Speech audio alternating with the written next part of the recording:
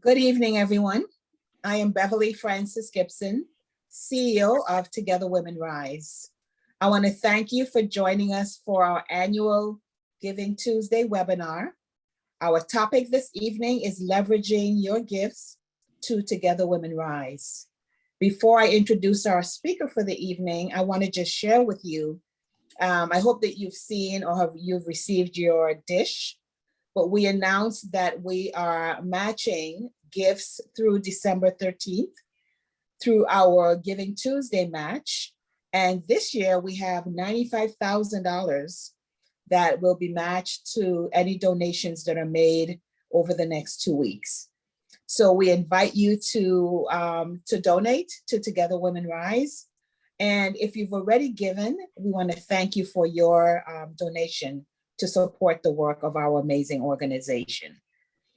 At this time, it's my pleasure to introduce to you Bethany Griffith.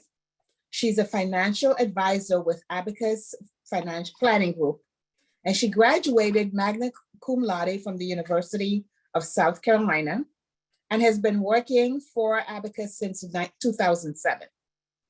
She has a CFP designation, which is a certificate in family business advising through the Family Firm Institute, and is working towards her Chartered Advisor in Philanthropy certificate. Bethany was named Investment News 40 Under 40 list of financial advisors. Very impressive, Bethany. She currently is focused on process development and research to create and deliver the best client experience. Bethany has served on the National Association of Professional Financial Advisors South Region Board and as chair of the NAPFA Genesis Community. She has been a volunteer advisor for Family Reach and Kiplinger's Jump Start Your Retirement Day Plan Days. She also acted as a mentor for the CFP Board's Women's Initiative. On the weekends, she is busy chasing her toddlers and pretends that this counts towards her triathlon training. Abacus is known for its passion in creating abundance for its clients with family businesses through skillful listening and collaborative decision-making, managing over $1 billion on behalf of its 200 families. Abacus is a team of multidisciplinary experts who work collaboratively to serve these families. It is my pleasure to welcome Bethany to share her wisdom, her knowledge, and to respond to your questions this evening. So I'm going to turn it over to you, Bethany. My goodness, Beverly, thank you for that introduction. It sounds like a mouthful when we read it out loud. We've got to shorten that up. I'm going to go ahead and share my screen. I am seeing everyone pop into the chat with where they're from, and it is so great to see so many people joining us from all over the country right now. Can I just get an affirmation from someone that you guys are seeing my screen? Okay. Yes. Perfect. Well, let's go ahead and dive in. So good evening, and thank you guys for being here on this Giving Tuesday. It is, I think, an honor and a celebration to have this time together with like-minded women who are engaged in their communities, both locally and globally. As Wendy just mentioned in the slide, as we go through tonight, please do chime in with questions. This will be a lot more interesting if it isn't just me chatting to myself up here. We will have dedicated time for questions at the end of our session tonight, but if you've got questions that come up as we go along, would love for them to come in real time, just so we can keep it really relevant. I thought we could start tonight by kicking off with some good news, because I think it can be easy to look around and feel a little bit discouraged at times. And you guys know this well, but Americans over the years, and this is reflected today too, have proven to be just terrifically generous. In 2021, Americans gave $484 billion to charities in the US and abroad. And I know oftentimes I think it's easy to hear the fanfare and it's the big donors that we hear about and we think about. But of that sum I just gave you, 70% or $330 billion came from individual donors, people just like yourself, making a difference with the dollars they have where they're at. And I really believe that is something to be optimistic about and something we can celebrate here together tonight. I would love to start with just a quick exercise to think through your why. What has motivated you to become involved in Together Women Rise or the other philanthropic efforts that you're a part of? Just jot that down. And if you have a scratch piece of paper in front of you, if you want to share it in the chat, we'd love to see that too. You know, maybe it's a sense of gratitude for some help you've been given along the way, or acknowledgement of some privilege that you have in your life, or a desire to build a better world, or conviction of faith, whatever it is, just jot it down or share it if that feels comfortable. I'll give you a minute.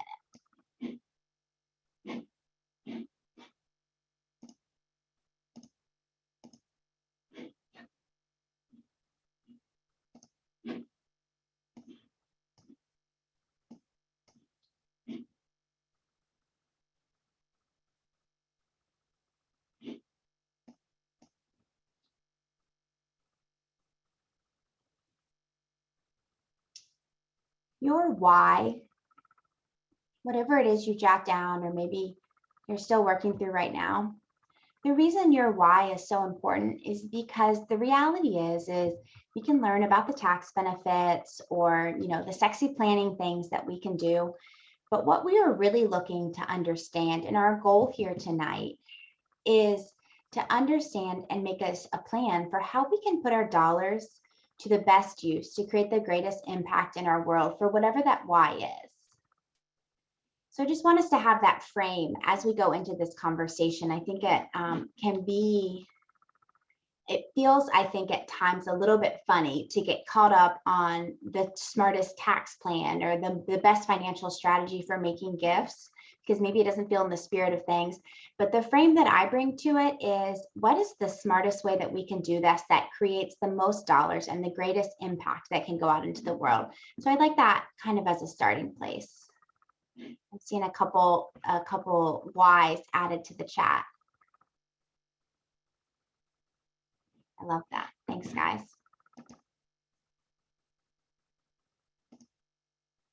Okay. I like to always start these with a what's new in 2022, or whatever the year is. The headline for this year for changes to charitable tax rules in 2022 is basically we're back to the old rules. So if you've attended the past couple years, there were some changes that were related to some of the COVID tax legislation and tax breaks that allowed some special rules. The past 2 years, we've had a $300 above the line deduction and no limits, income limits around the deduction you can take. Those rules are gone.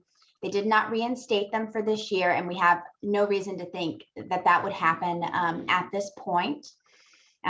Otherwise, things are pretty much the same. There was a pretty generous jump in the standard deduction that you can take on your tax return. That's an inflation bump, so it's reflective of inflation, but that will come into play in our conversation later as we talk about the option of bunching gifts. Spend most of our time tonight talking through what options look like for gifting and when different scenarios might make the most sense. So on our list, the first and simplest is of course cash and cash equivalents. That's, you know, writing the check at the event, swiping the card. These are after-tax dollars, and you may receive a tax deduction if you're itemizing your deductions, but there's no other leverage. So it's pretty straightforward what the tax benefit would be. Cash is often the quickest and the most convenient option for giving. And I will hear from clients that they are proud and meaningful checkbook givers, and that's what they love to be, and they love to be ready to make a donation when they get the ask. So that is an option, and it's a great one. But depending on your personal situation, you may have options that will let you maximize your dollars a bit more. So one of those is gifting long-term appreciated securities. This is still on the lower complexity scale, but it's at the point where you're going to need to sign some paperwork or make a phone call. This is gifting investment holdings. So that means stocks, mutual funds, ETFs, pretty much anything that you would buy and sell on the stock market. Throughout these slides, you're going to hear me say stocks just as shorthand, but what I'm referring to is all, mutual funds, whatever. It's not just stocks. I'm going to hop to a visual aid to help us understand this. So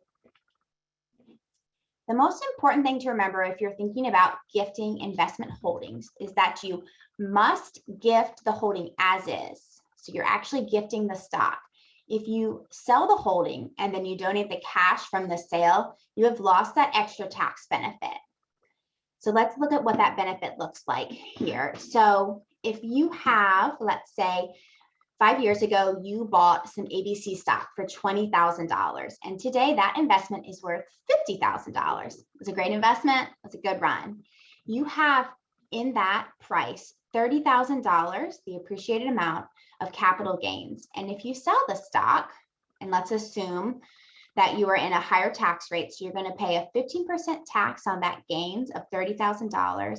And then you're also going to pay some extra taxes. So in total, it's going to be about 23.8% of capital gains taxes on that $30,000 gain. You sell that, that's going to create, let's say you sell the entire holding, you're going to give $50,000 away. So this is how you're going to get that cash. You sell that entire holding, you're going to end up paying about $7,000 in capital gains tax. What's remaining is almost $43,000. You gift that, and you receive then a tax deduction if you itemize your taxes of almost $16,000. Now, conversely, if instead of making that sale to gift cash, you were to donate the stock either directly to a charity or through a donor advised fund, you never have to pay that $7,000 of capital gains taxes. And instead, you're going to receive a tax deduction on that full $50,000. So your tax deduction bumps up to $18,000, and you've never had to pay any capital gains taxes. So it's a total tax savings of almost $25,000.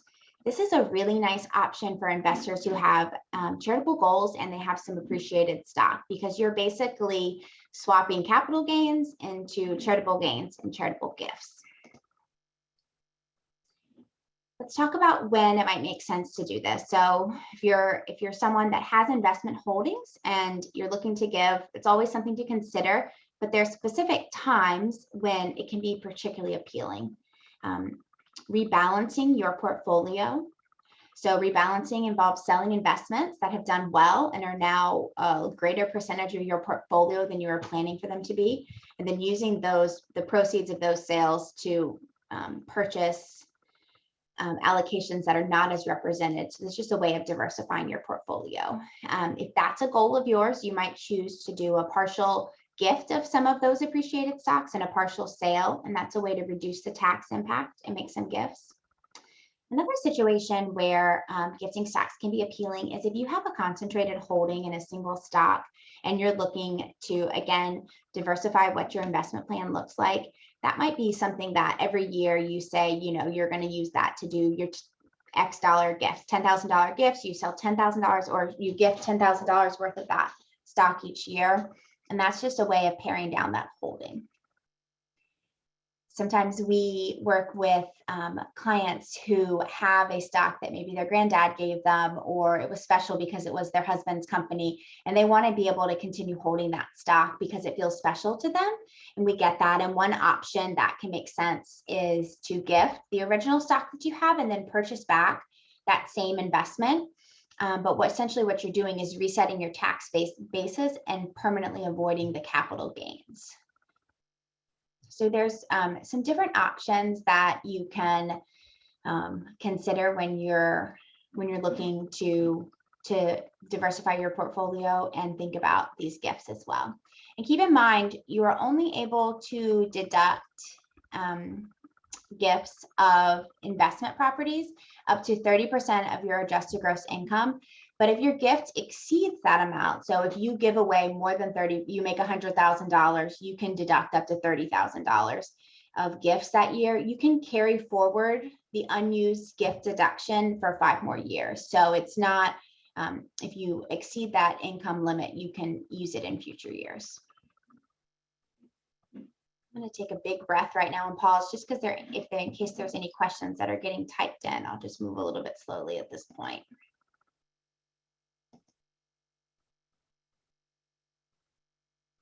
Okay.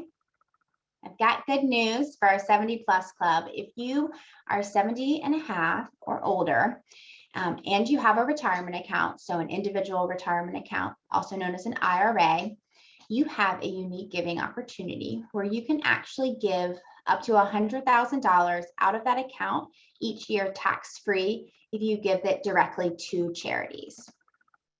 So just to go over, there are some more specific rules for this gift. You have to be 70 and a half. It has to be from some type of individual retirement account or an IRA. It can be a traditional, it can be an inherited, it can be a simple, which is a retirement plan. You cannot do this from a 401k. You can roll over a 401k into your IRA and then do it, but you can't do it directly from a 401k or a 403b, those types of investment account, retirement accounts. The max amount that you can give is $100,000 out of the account, and it has to be paid directly to a charity. You cannot make a qualified charitable distribution to a donor advised fund. It has to go to a charity. So that is a little bit of a nuance, is that you cannot go to a donor advised fund. The reason that this option is appealing is because the dollars in a retirement account are typically pre-tax. You received a tax deduction when you put them in. So when they come to you, it's income to you. It's taxes income, just like you're getting a paycheck. When you gift them to the charity, you're never receiving that income. So you're not paying taxes on them in the way that you normally have to. You do not get a tax deduction for making a qualified charitable distribution, but you don't ever have to pay, the taxes on it. I'm seeing a question come in. Can you give this $100,000 in installments? So if I'm understanding correctly, is the question, do you have to give it as a lump sum? Certainly not. You can give, and you absolutely don't have to give $100,000. You can give up to $100,000. So you can give $5,000 to Together Women Rise, $5,000 to your church, $5,000 to your local food bank. They can be in any amount. And you would just work with the custodian where that account is held. So, maybe it's at Vanguard or Schwab or something like that, and to issue checks out to the charities in any dollar amount that custodian will issue checks. So sometimes you won't see them issue checks for less than $100, but otherwise there's no requirements on what that can look like. Great question. Any other questions about qualified charitable distributions? One time, and it's one specific situation where this doing this can be appealing is you may know that when you turn 72 and a half, the IRS then requires you to take money out of these accounts each year. They're called required minimum distributions, RMDs, and the amount that you have to take out is based on a calculation of how old you are and how much money's in the account.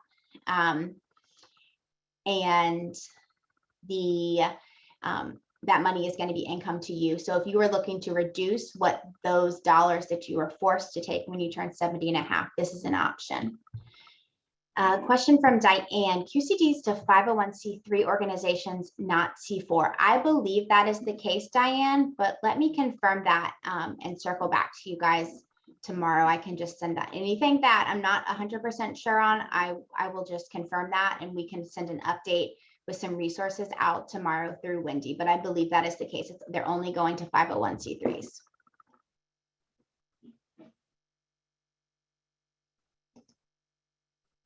Unmute my video. Going back to the previous thing of 72 and a half, you have to take out of your RMD. Then can you expand a bit more on it? I lost you there. Yeah. So in retirement accounts, once you reach a certain age, it used to be 70 and a half. It's confusing that these numbers are no longer tied, but a recent tax legislation split them up. So now when you turn 72 and a half, the IRS says you have to start taking money out of your retirement account. And Correct. it is a portion of your account each year. The idea is it's the IRS saying this was intended for your retirement account. This was not intended to be an estate planning technique for you. So they're essentially forcing you to draw money out. So every year you'll have to take a distribution that will be a portion of what is left in the account. And that money is then taxed to you as if you were receiving a paycheck. It's not taxed. Is that correct? It is, if the money comes to you, once you are required to take distributions, it is taxed just like you were receiving a paycheck from a job. So if I send it to a nonprofit, it's not taxed? Correct, yes.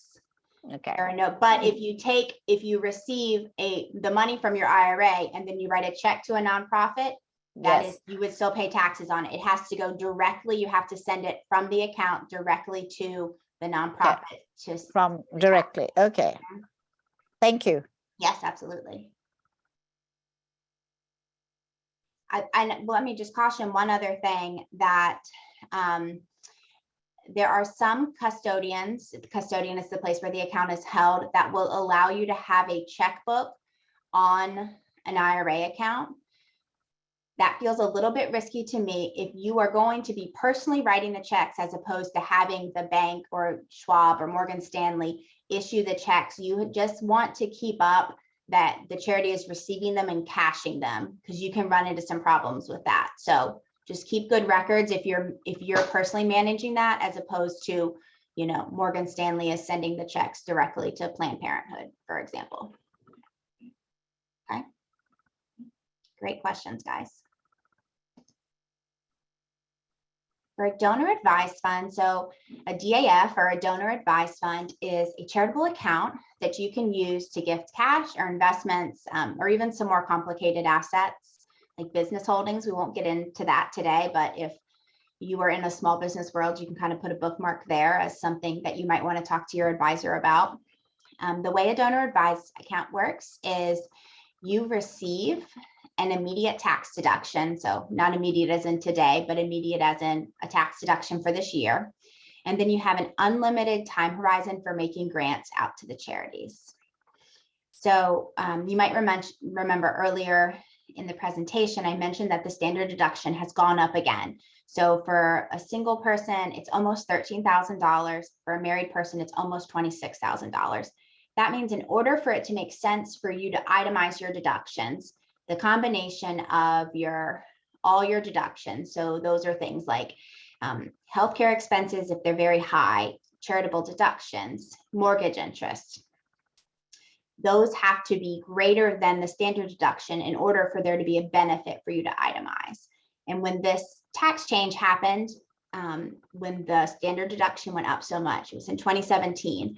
And at that point, it meant almost the very large majority of people are now taking the standard deduction. It simplifies filing. It gives you a nice benefit. It's a win. But what it did mean is there was a shift in people that were sort of in that middle range for donors being able to make gifts and receive an actual tax benefit for it. So let's say you don't have a mortgage, you don't have any other itemized deductions, you would have to gift actually almost $26,000 to get a benefit from, if you were married, to receive a benefit from making charitable gifts. That's a really, really big number. So that sort of shifted how some people thought about their tax planning related to charitable giving. One nice opportunity that donor advised funds allow is that you get that tax deduction in the year, and then in the year you make the gift, and then you can give it out over any number of years. Over your lifetime, it can be in there when you die, actually, and your family can give out the money. And so what we have seen some people do is use a bunching strategy. And so they might say, I give $10,000 every year, and this, and I have the cash available to do this, or the investments available to do this. I'm going to give $50,000 this year, receive a big tax deduction this year, $50,000 this year. And I know going forward, I'll take the standard deduction because I'm going to take that $50,000 this year, and I'm not going to have big deductions for the next 4 years. And then each year I'm going to give out my $10,000 that I give out exactly to the charities as I have. But I've received a greater tax deduction benefit by doing it this way. Does that make sense? Have I explained that in a way that makes sense? Okay. This also, another time that people might utilize it is if they have a high income year. So maybe if you sold a house that was appreciated and you're going to have to pay taxes on the sale of that house, or if retirement is upcoming, so you have 1 or 2 more years of high income before there's no more income, it might make sense to bunch, or you get a big bonus, the sale of a business, things, any high income things, it can make sense to do a big contribution in 1 year, knowing that you need the deduction to offset some income. And then in future years, you can make better use of those gifts to do grants. I'm gonna just show this visual for what it looks like. So you've got the donor, you put either cash or investments in the account. So you can gift investments to this in the exact same way that you would gift them to a charity. Then you're going to get the tax deduction. That all happens as a single year thing. And then over time, you're giving them out to your charity. Oftentimes, depending on how the account is set up, they have online access and you can manage gifts very easy by yourself.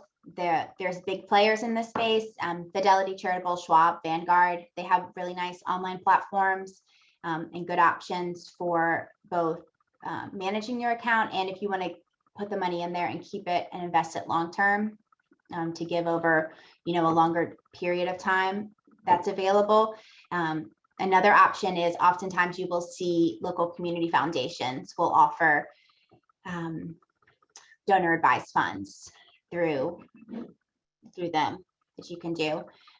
One piece that I really love about donor advised funds is sometimes it can be an opportunity if you are looking to engage the next generation, whether it is your children or your grandchildren, in gifting or being a part of those conversations, or understanding how you are thinking about how you select charities, teaching kids or the next generation how to vet charities, or think about, or like look at a mission statement, things like that. You can put the money in the account and then they sort of have a pot, maybe there's a pot of $1,000 or whatever. And we sit down at the end of each year and we talk about things that have been meaningful in our life for the year, or things that we have seen happen in the world that we want to do something about. And then as a family, we decide how to give out these dollars. So it can create a really nice vehicle for structuring those conversations in a way that can make giving even more meaningful and connect you to the next generations.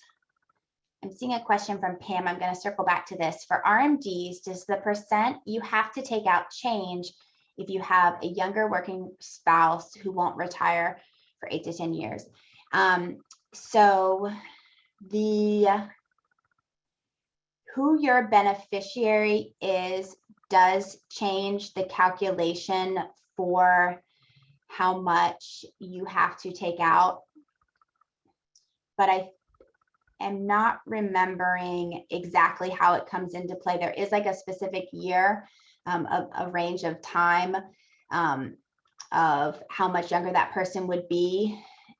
Or if, for example, there's like a child or a charity that is the beneficiary, but the primary variable is going to be your life expectancy. So if we say you're at 72, and let's say the life expectancy tables say there's 22 years of life expectancy, that's going to be the primary driver of it. If you want to, there's some great online calculators you can use. But I know Fidelity has one. I'm sure Vanguard has one. If you just want to type in RMD calculator, I think it'll give you the option, if you can find one sophisticated enough, that'll let you give the option to say, I have a younger beneficiary, and it'll calculate what it would be. The fact of them working or not has no impact on what your calculation is. It's an age thing, and it is not related to whether they are working or retired.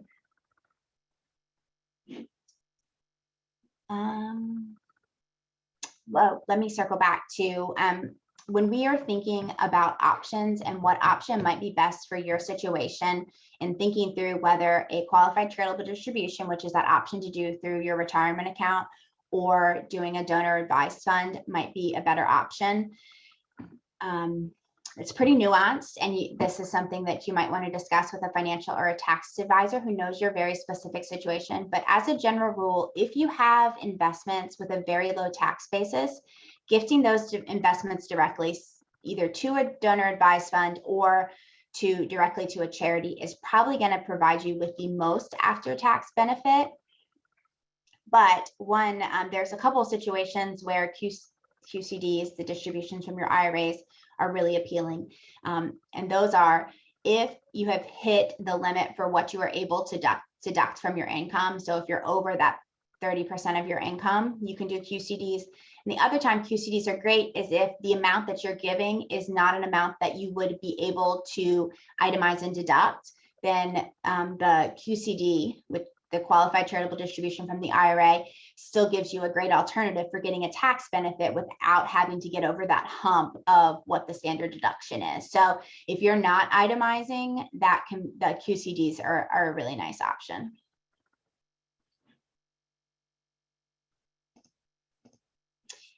One more thing on the donor advised funds that, we've got a kitty joining us. Wendy's cat's shown up.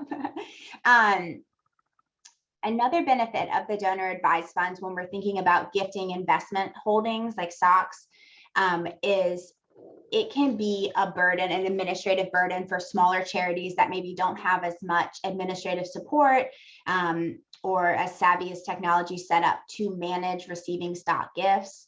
Oftentimes, we will see that with some smaller charities that maybe haven't had that experience. It's becoming less and less frequent because I think giving investments is becoming more popular, but it can be a benefit to the charity to use a donor advised fund because it's more straightforward for them. And from a record keeping perspective, a donor advised fund is really appealing because instead of keeping track of 20 different receipts and tax benefit documents from charities, you're getting a single document that says you gave X dollars to your donor advised fund in 2022. You can, use this for filing your taxes. When you actually make the grants, you'll still get a letter from the charities recognizing your gift, but though that has no tax impact on you because you received the deduction when you put the money in. So administratively, it's a lot easier for yourself as well. Okay. A charitable remainder annuity trust. If you joined us last year, we were not talking about these last year. These type of trusts kind of come in and out of favor. And right now they are increasing in popularity because a component of them is related to interest rates. So a charitable remainder trust is essentially a trust that generates an income stream for you as the donor, or you can create it at your death and name other beneficiaries. So there's an income stream for a set period of years. Oftentimes the max is 20, or it might be until you pass away.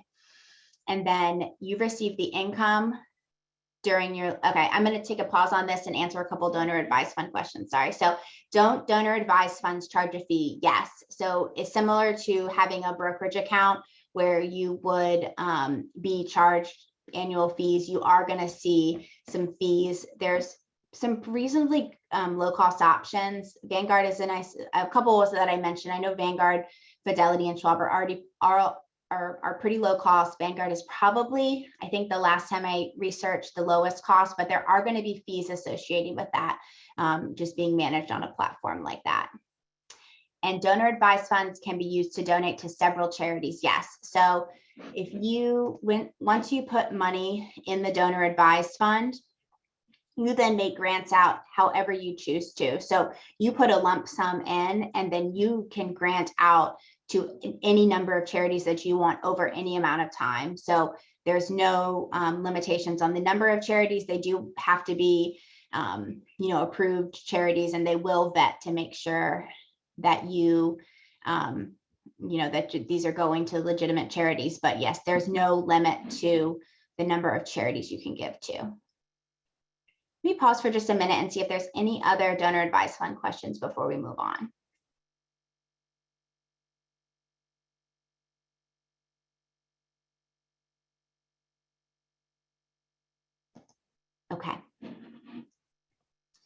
I'm seeing a question from Beverly on the minimum amount that you can give to create an annuity or trust. I'm going to answer that as I am talking. So the people like this option because it provides for cash flow to cover living expenses in your life, or in the case of setting one up at death, the opportunity to leave an inheritance to people that is not a simple lump sum, and it allows you to pursue philanthropic goals, right? So like I said, this tool kind of fluctuates in popularity, and right now we're seeing a lot of chatter about it because the income stream and the viability of the trust having a remainder that goes to the charity is based on an interest rate calculation. So how does it work? So you establish a trust, and Beverly, this really goes to the question of what is the minimum you can give to an annuity or trust. So an attorney needs to be involved. You're going to be paying attorney fees, and then you will put an irrevocable contribution to the trust, meaning once you put the money in, you cannot get it back. The money is in that trust. You could set this up with any amount of money, right? But in order for it to be worth your while, you want two things to be true. One, you're going to pay for attorney fees. It needs to be, enough money to make that worthwhile. And then the other thing it needs to be is enough money to then sustain 20 years or less time, but let's call it 20 years because that's a pretty common term, of income, typically quarterly distributions that go out to the beneficiary, and then has a pot of money that is still left to go to the charity at the end of the 20-year term. So that what amount makes sense has something to do with what percentage of assets are going to be paid out to the beneficiary. 5% is a pretty common percentage out. So you can imagine that the less you put into a trust, the less that you would be receiving as income. And so I think there's a certain point where you would calculate that. So what's 5% of $100,000? What's 5% of $50,000? Where you would say, well, if we keep dropping down, this doesn't make sense from an income generating perspective to do this.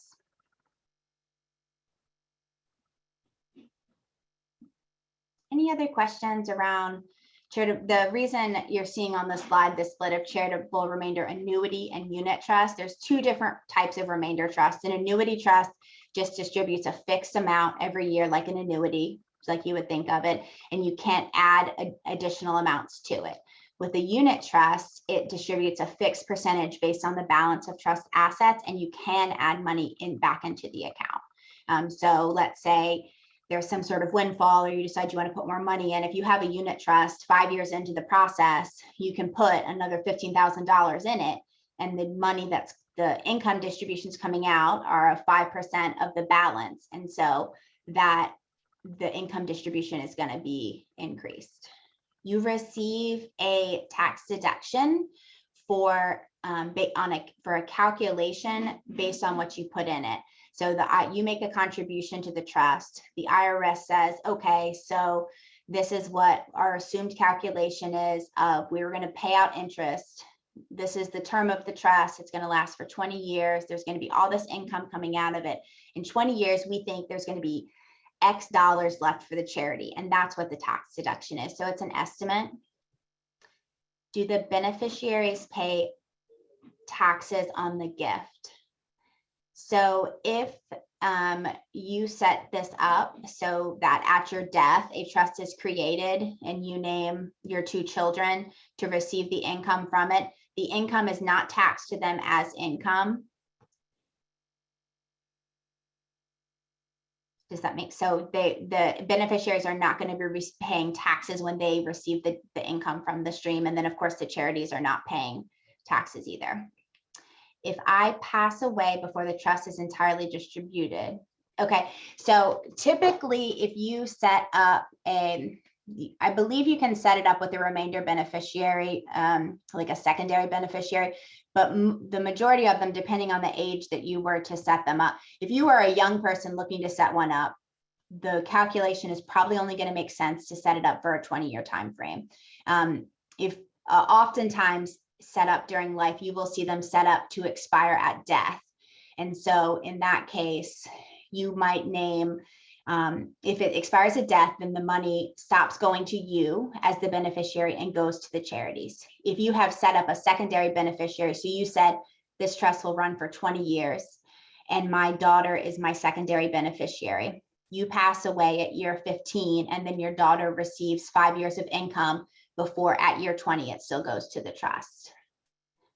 The way that, okay, so just to clarify something on how this question is worded, it says, would my daughter be responsible for continuing distributions to the same nonprofits?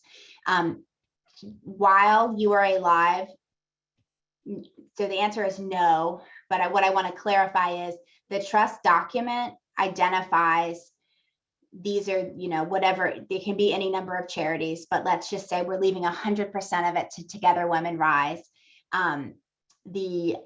Your daughter could not change the trust document. So the money would still go to the charity, and the distribution, so there are no distributions to the charity. The remainder goes to the charity. So this is a remainder trust. So the distributions are to the individuals, either me as the donor, or if I pass away, to my children or whoever I've set it up, my spouse, whoever I've set it up for. They are receiving the income, and then the charity receives the remainder, just a lump sum of whatever is in that trust account at the end of 20 years or your death or whatever it is.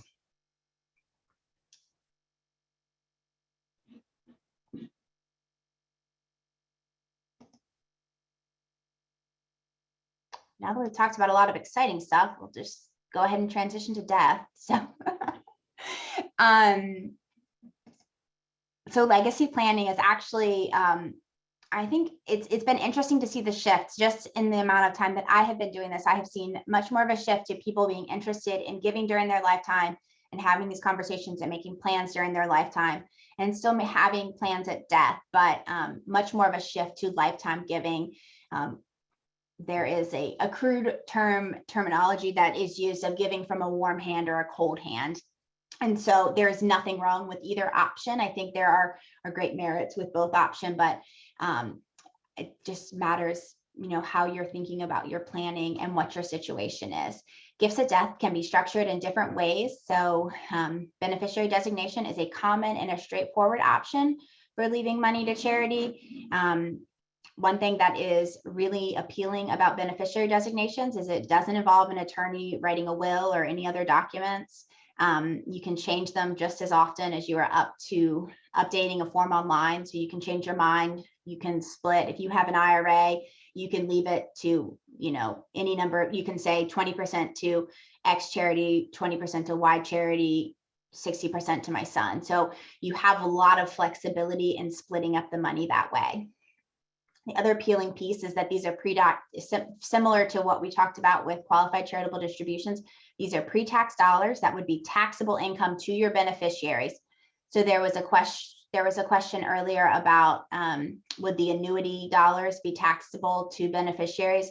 They are not, but retirement accounts, when your beneficiaries receive retirement accounts, because no one has ever paid taxes on those dollars, the IRS says we need our due at some point. And so retirement accounts are taxed as income to your beneficiaries, which makes them an appealing option for giving to charities.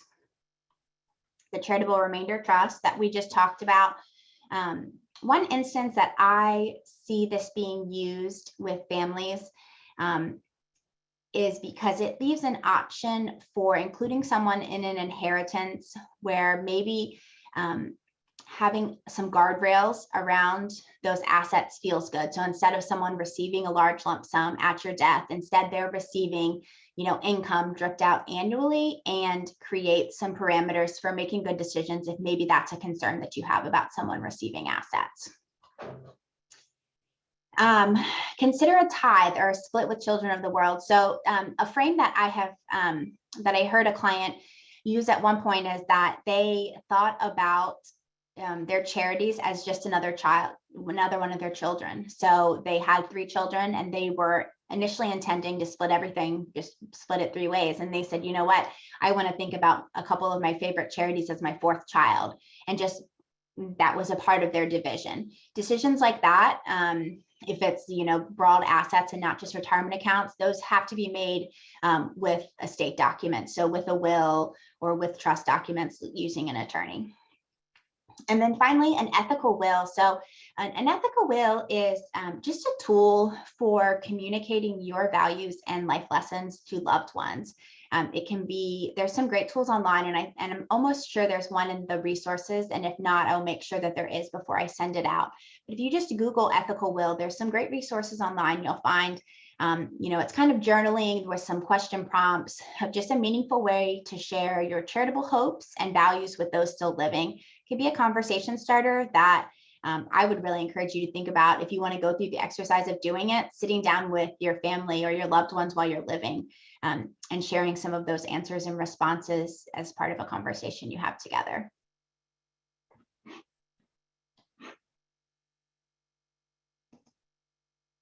Okay, we have covered a lot tonight. I have been talking for a long time, and I have loved all these questions. It has made it infinitely more interesting than me sitting over here talking by myself. I've got a call to action for you guys, some homework. Block some time, do it tomorrow, do it this weekend. Think through we call them your T's. So how do you want to spend your time and your talent and your treasure and your ties to make an impact? We kind of started off this conversation talking about what was our why. And this is just drawing back to that and thinking about what is my why? And then from there, how does that look as I take action? As Annie Dillard so kindly reminds us, how we spend our days is how we spend our lives. And that is a good reminder to me as I think about how I want to allocate my resources, both with my family and my professional life and my charitable life. The next slide that I will flip to, it's going to be tiny print for you guys, and Wendy's going to circulate it tomorrow. It's just a list of resources that we have found to be excellent around some of the goals and values planning we've talked about. There's a couple on there for the actual logistics of making gifts.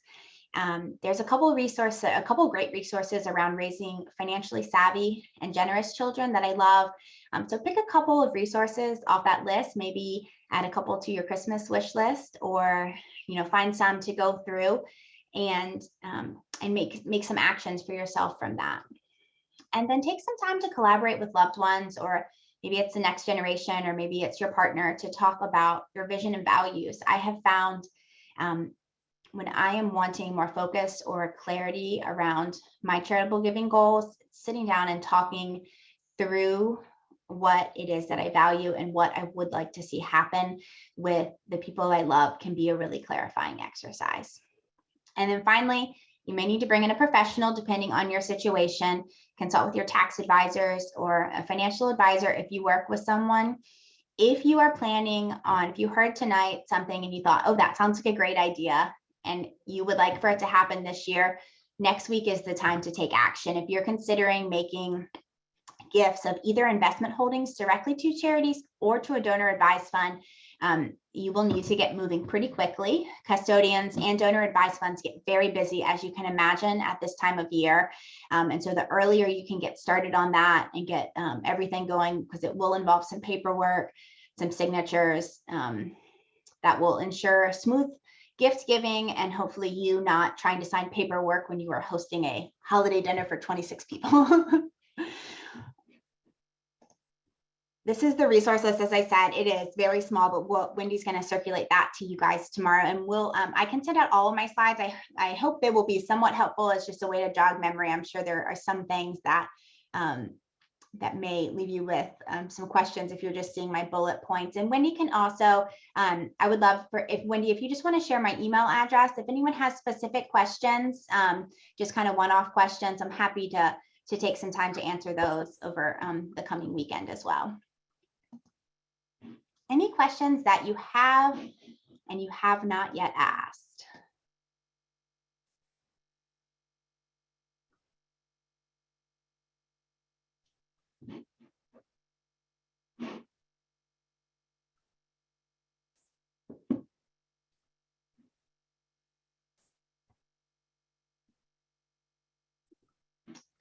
No, Mita, it looks like you're talking, but I'm not hearing you, I don't think.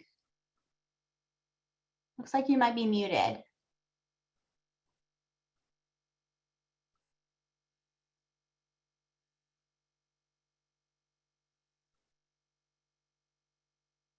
No, I can't hear you. I heard you earlier, though. I don't know why I'm not hearing you now.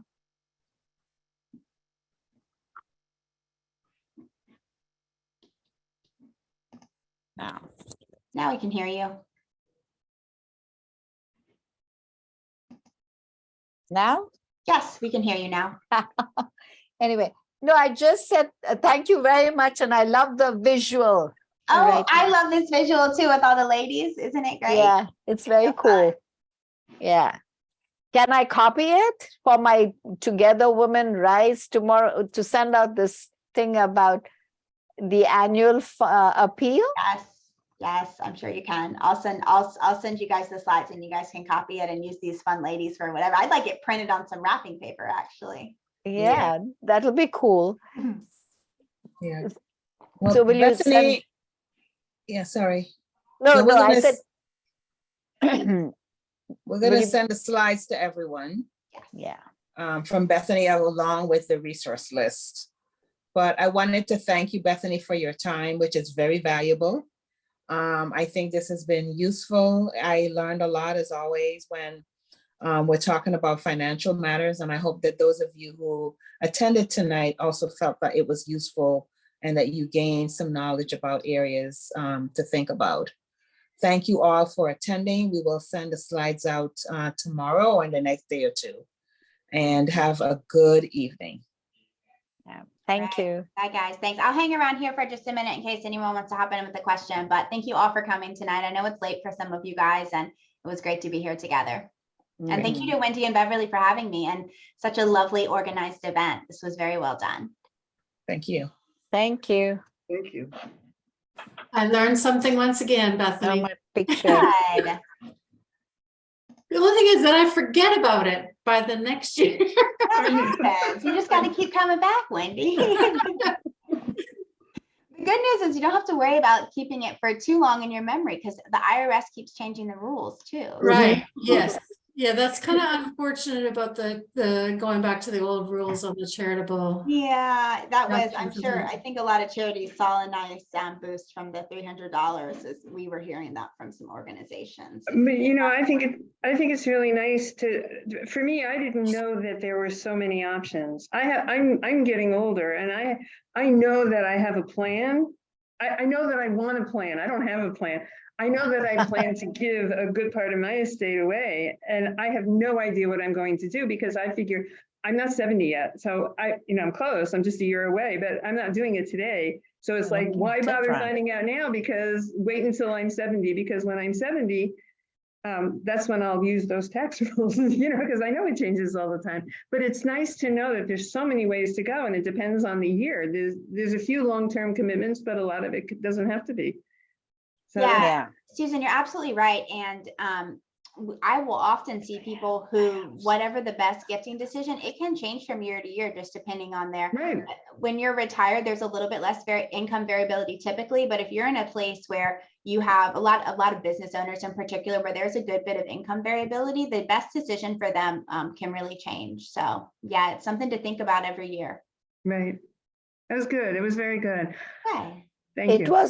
It was very good. I have to say that only recently, about 2 weeks ago, we did a complete asset thing with my son, and then during the Thanksgiving holidays with my daughter. So, it was a good review.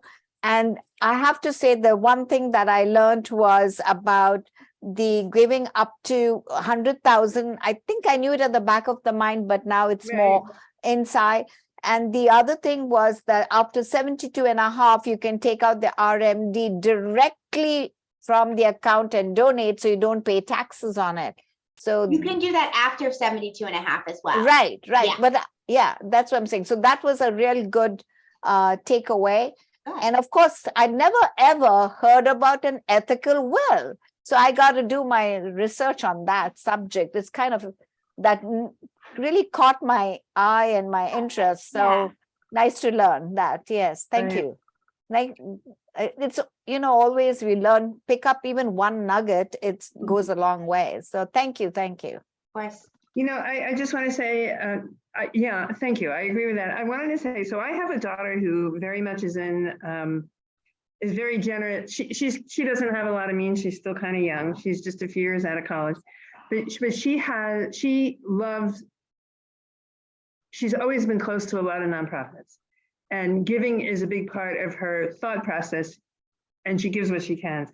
But I love the idea of a self-directed that is inheritable as a self-directed, so that when I pass, she has a chunk of money she can give to the charities. I give to the charities that I want to during my lifetime. But when I pass, that she can then give that money to the charities that she wants to give it to. Yeah, so when you open a donor advised account, a donor advised fund, you have the option of, so you would be the owner and the director in your life. You could name another person right now, but you can name a successor director. And so, Oh, really? Yes. Well, there we go. Yeah, so you could just set it up. Right. And so we see people do two things. One, kind of exactly what you described. And I think what I heard you say is, I have my passions and she has hers, and I want to kind of facilitate her making those gifts. That happens. And then you can also, and this is oftentimes, you'll see this a little bit more with community foundations, because it is kind of a smaller aspect of, I would say, I'm putting this money in here. I know there's going to be money left when I pass away. I would love to see my money go to organizations that are supporting women's rights and equality, or education in our community, or the arts. Give them parameters, give the family parameters, and there's wiggle room, and your people, and if that's going to cause problems, but a lot of times it gives them just the right amount of boundaries to really set them up for great success, and something that can be kind of unifying. When a matriarch or a patriarch of a system passes away, they still have this new or this thing. You know what? I'm not a big fan of that. I think that for her to have the power to choose would be very, very meaningful to her. Yeah. And that for me to say, I want you to spend it this way, kind of takes away the whole purpose of giving her that choice to do what she wants to it, although it has to go to nonprofits. I mean, if she gets involved in food banks, or she gets, there's other things that she wants to do with it. I think what's real important is that she has guidelines on, don't give it all to one person, one organization, kind of spread it out. But other than that, I think that choice would be very, very powerful. And it promotes something that we valued as a family the whole time I brought her up. It teaches their stewardship of that. Yeah, that's great. So what we've also come to realize and see and do now is, when we reach milestone birthdays, anniversaries, etc., and you have a party and everybody wants to give you a bottle of wine, and how much wine can you drink, and etc., etc. So for me, Together Women Rise is my passion. For my husband, it's Rotary and Rotary International. So that's what we put in our invites. Like, if you please don't bring gifts, but if you must, then these are the organizations we would like you to support, right? Give your gift to. So I think that's also a good reminder. And, our kids are good at that. So also they do the same. So it's another thought, like, for everyone. Yeah. Because after a while, you do have enough, right? You don't need more. Right. Exactly. Or you can go buy. Yes. Yeah. Good conversation. Thank you. Thank you very much. I'm grateful. Molly, Have a have good a evening, hand up? everybody. I do have a sort of a question, and that is, if I wanted to, and this is wonderful to have these different options laid out. And of course, I need more understanding of them. What is the type of person or profession, not necessarily a financial advisor who handles investments and things like that, but to help with thinking through setting these things up? That's a good question. So it could be that the right financial advisor is exactly the person you want to get connected with. A good CPA could help with a lot of this. A CPA is going to be certainly more focused on the tax Mhm. aspect Right, and maybe right, a little right. bit less familiar with some of the soft side of things. CPAs don't love the soft side of things as a rule.